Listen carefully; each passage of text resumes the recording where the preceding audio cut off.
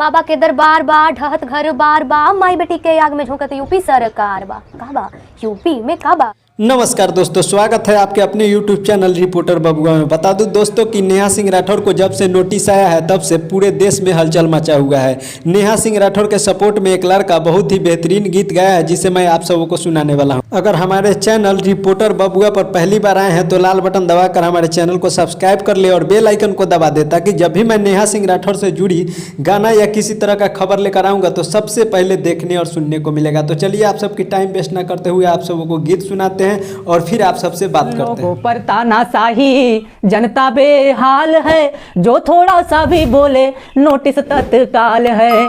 Court case और संविधान को ये तो भूल गए हैं, सही गलत की तराजू को खुद ही पकड़ लिए हैं। दोस्तों नेहा सिंह राठौर के सपोर्ट में ये गीत था। अगर अच्छा लगा होगा तो नीचे दिए गए कमेंट बॉक्स में कमेंट करके जरूर बताइएगा और चैनल को सब्सक्राइब करके जुड़े रहिएगा। फिर मिलते हैं किसी अगले वीडियो में अगले गाने के साथ। तब तक बाय बाय, टाटा, स्वस्थ रहे, मस्त रहे, अपने काम में व्यस्त रहे। हाँ, अपना ख्याल रखें ताकि आप सबके लिए हमेशा जब भी मैं वीडियो लेकर आऊँगा तो आप सब हमें हमारे वीडियो को देखेंगे और प्यार आशीर्वाद देंगे।